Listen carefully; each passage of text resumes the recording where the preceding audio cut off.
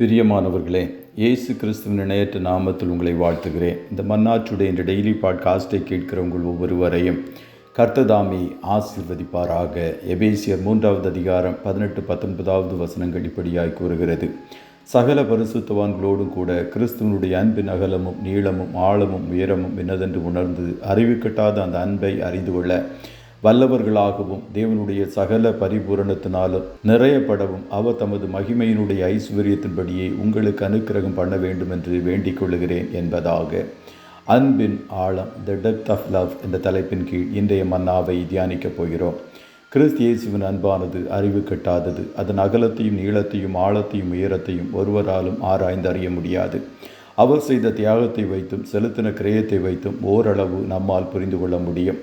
ஒருவன் தன் சிநேகிதருக்காக தன் ஜீவனை கொடுக்கிற அன்பிலும் அதிகமான அன்பு ஒருவரிடத்திலும் இல்லை என்று யோவான் 15:13 கூறுகிறது. நாம் பாவிகளாய் காணப்பட்ட வேளையில், அன்பிற்கு பாத்திரவான்களாய் காணப்படாத வேளையில் அவர் முந்தி நம்மிடத்தில் அன்பு கொண்டு ஜீவனை கொடுத்தார். அவருடைய காயங்களின் ஆழத்தை நோக்கி பார்க்கும்போது அவர் நம்மேல் கொண்ட அன்பை அறிய முடிகிறது. ஆணிகளினால் கரங்களும் கால்களும் கடாவப்பட்ட வேளையில் ஒரு புறத்திலிருந்து மறுபுறம் வரைக்கும் ஆணிகள் பாய்ந்து சென்றது. தலையில் முள்முடியை சூட்டி அடித்த வேளையில் முற்கள் கண்கள் வழியாக வெளியே வந்தது. ஈட்டியினால் விழாவில் குத்தின வேளையில் ஈட்டியானது ஆழமாய் பாய்ந்து சென்றதினால் இரத்தத்தோடு தண்ணீரும் புறப்பட்டு வந்தது.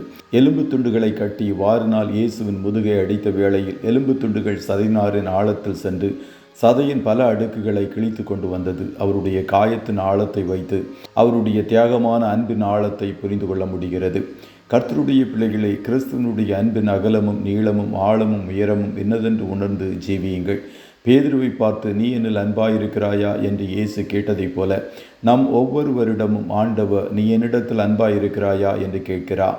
கடைசி நாட்களில் அக்கிரமங்கள் மிகுதியாய் காணப்படுவதனால் அன்பு தணிந்து போன நிலை எங்கும் காணப்படுகிறது. புறஜாதிகள் மத்தியில் அல்ல, கர்த்தருடைய ஜனங்கள் என்று அழைக்கப்படுகிறவர்களின் நடுவில் அன்பு தணிந்து போய் காணப்படுகிறது. அன்பு கூர்ந்து கர்த்தரை ஆராதிப்பதில் குறைவு காணப்படுகிறது. தியாகமான அன்போடு ஊழியம் செய்வதில் குறைவு காணப்படுகிறது.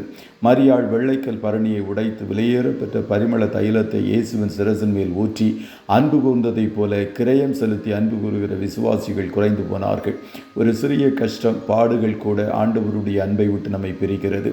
கிறிஸ்துவின் அன்பை விட்டு நம்மை பிரிப்பவன் யார்? உபத்திரவமோ, வியாகுலமோ, துன்பமோ, பசியோ, நிர்வாணமோ, நாசமோசமோ, பட்டயமோ, இப்படிப்பட்ட ஒன்றும் நம்முடைய கர்த்தராகிய கிறிஸ்து இயேசுவில் உள்ள தேவனுடைய அன்பை விட்டு நம்மை பிரிக்க மாட்டாதென்று நிச்சயித்திருக்கிறேன் என்ற பவுலை போல நிச்சயமுள்ளவர்கள் குறைந்து போனார்கள். நீங்கள் ஆண்டவர் பேரில் கொண்ட அன்பின் ஆழத்தை நீங்கள் கர்த்தருக்காக செய்கிற தியாகமான காரியங்களில் வெளிப்படுத்துங்கள்.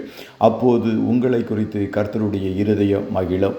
கர்த்ததாமே உங்கள் ஒவ்வொருவரையும் ஆசீர்வதிப்பாராக. ஜெபம் செய்வோமா?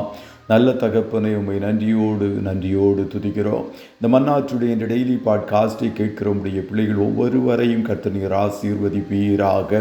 தகப்பனே, உம்மில் அன்பு கூர்ந்து உம்மை சேவிக்க, ஊழியம் செய்ய, ஆராதிக்க எங்களை நாங்கள் அர்ப்பணிக்கிறோம். உம்மில் காணப்பட்ட தியாகமான அன்பு இன்று எங்களிலும் காணப்பட கர்த்ததாமே உதவி செய்வீராக. ஏசப்பா, சூலமித்தின் இருதயம் உம்மேல் கொண்ட அன்பினால் பொங்குனதைப் போல எங்கள் இருதயங்களிலும் உம்முடைய அன்பு நிறைந்து வழியட்டும் என்று சொல்லி ஜெபிக்கிறோம். இன்றைய தினம் உம்முடைய பிள்ளைகள் கையிடுகிற வேலைகளை ஆசீர்வதியும். போக்கிலும் வரத்திலும் கர்த்தர் உடனிருப்பீராக. எல்லா தடைகளையும் அப்புறப்படுத்தும். கண்மணி போல காத்தருளும். ஆட்டுக்குட்டியானவருடைய இரத்தத்தின் பாதுகாப்பிற்குள்ளாய் ஒவ்வொருவரையும் கொடுத்து இயேசுவின் நாமத்தில் ஜெபிக்கிறோம் நல்ல பிதாவே. ஆமே.